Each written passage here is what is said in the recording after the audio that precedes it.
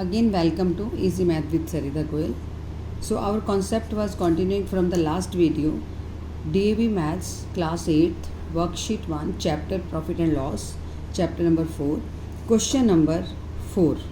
Question number 4. This is a little bit typical sum, but if you will solve by reading it very carefully, it will be very simple.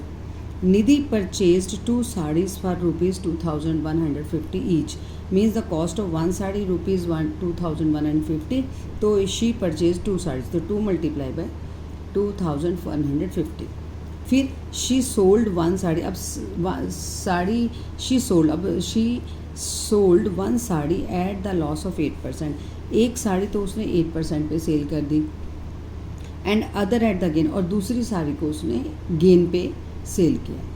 If he had again, अब naturally क्या होगा कि एक साड़ी पहले cell करेगी, फिर दूसरा उसने कर दिया, फिर टोटल सेलिंग प्राइस उसके पास आ जाएगी दोनों साड़ीज़ की सेलिंग प्राइस और दोनों साड़ीज़ की कॉस्ट प्राइस को अपन माइनस करेंगे तो प्रॉफिट या लॉस आएगा ना.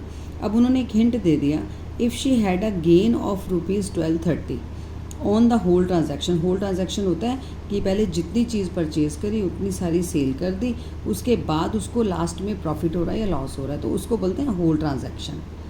मीन्स पूरी चीज़ खरीद के पूरी चीज़ को सेल कर दिया. Find the selling price. अब उसको उन्होंने ये बता दिया कि निधि को ऑन द होल तो प्रॉफिट ही हो रहा है, तो एंड में हमारा आंसर प्रॉफिट में ही आना चाहिए. Find the selling price of second sari. One sari का सेलिंग प्राइस गिवन है, सेकेंड साड़ी का नहीं गिवन है, तो we have to find out. हमें फाइंड आउट करना है. हम क्या करेंगे, ये कॉस्ट प्राइस और ये प्रॉफिट दोनों को ऐड करके सेलिंग प्राइस फाइंड आउट कर लेंगे. वो सेलिंग प्राइस आ जाएगा दोनों साड़ीज़ का. दोनों साड़ीज़ की सेलिंग प्राइस में से इसके साथ जब हम एक साड़ी का सेलिंग प्राइस फाइंड आउट करेंगे तो वो माइनस कर देंगे, तो हमारे पास सेकेंड साड़ी का सेलिंग प्राइस आ जाएगा. Now look the solution of this sum number 4. Fourth sum of worksheet 1, chapter 4, profit and loss. So first of all, Nidhi purchased 2 sarees. तो cost price of one sari, यहाँ ज़रूरी नहीं होता कि हमें नेम शो करने हैं, तो हम सिंपली कॉस्ट प्राइस और सेलिंग प्राइस के साथ चल सकते हैं. Cost price of one sari rupees 2150. CP of 2 saris. अब 2 साड़ीज़ के लिए मल्टीप्लाई बाय 2150. जो यहाँ यूनिट होता है ना वो पहले लिखना होता है, और जिसके साथ मल्टीप्लाई करना है या डिवाइड करना है तो वो हम बाद में लिखते हैं. So it will be 2 zeros are 0, 2 5s are 10, 2 1s are 2 and 1 3, 2 2s are 4. ये हो गया 2 साड़ीज़ का selling price. On the whole profit दोनों साड़ीज़ को after selling both saris 2 saris को सेल करने के बाद उसको प्रॉफिट कितना हो रहा है, रुपीज़ 1230.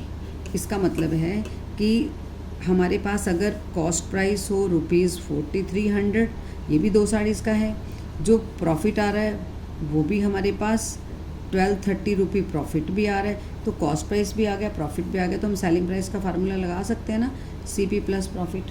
तो ये बन जाएगा रुपीज़ 4300 प्लस रुपीज़ 1230. कितना हो गया मेरे पास, 0 3 5 एंड 5. ये हो गया 2 साड़ीज़ की सेलिंग प्राइस. अब इसमें से अगर हम एक साड़ी तो CP selling price of both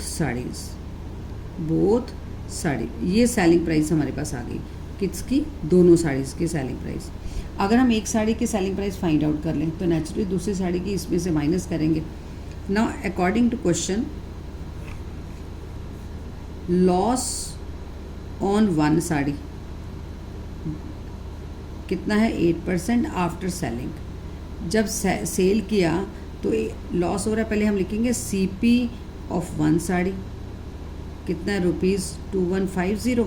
loss कितना हो गया आफ्टर सेलिंग, 8%. तो सेलिंग प्राइस फाइंड आउट करने का फार्मूला क्या होता है हमारे पास, CP into 100 minus loss upon 100. हम ये अगर फार्मूला ना भी लगाएं तो लॉस परसेंट और profit percent always depends upon CP ना, तो हम ऐसे भी कर सकते हैं कि लॉस पहले फाइंड आउट कर लें.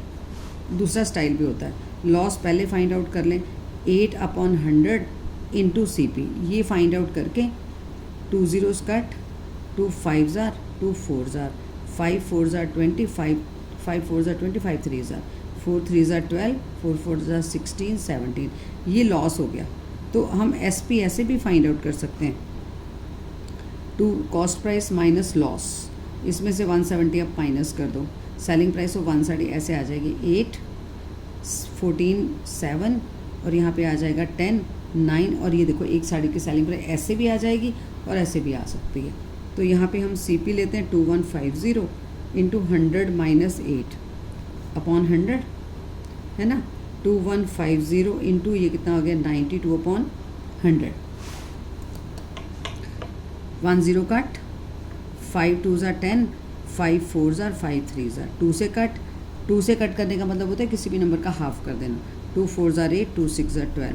अब 46 और 43 को मल्टीप्लाई करेंगे तो 3 6 ज़ा 18, 3 4 ज़ा 12, 13, 4 6 ज़ा 24, 4 4 ज़ा 16 एंड 2 18। ये मेरे पास आ गया सेम वही जो हमने यहाँ फाइंड आउट किया। देखो ये स्टाइल भी हो सकता है, ये भी हो सकता है। 1978 रुपीज़ और रुपीज़ आपने लिखना है। अब उसके बाद क्या करेंगे, बिकॉज यहाँ पे 2 साड़ीज़ का सेलिंग प्राइस हमें गिवन था, उसमें से selling price of one sari, selling price of one sari, अब selling price of other sari, other sari तो 2 साड़ीज़ की सेलिंग प्राइस में से अदर साड़ी जो ये ₹5530 था, ये 2 साड़ीज़ की सेलिंग प्राइस थी, मतलब 2 साड़ियाँ सेल करने पे इतनी मनी उनके पास वापस आ गई थी, उसमें से एक साड़ी की माइनस कर दो तो मेरे पास आ जाएगा 10 माइनस 8 2, यहाँ पे बचा 2 2 12 बन गया, 12 that is 5, 4 4 14 14 that is 5 and it is 4 4 minus 3, so it will be 3552 rupees will be the answer. So hope this sum will be clear to you. Watch it again and again and wait for the next video, sum number 5 of this exercise, worksheet number 1. Thank you.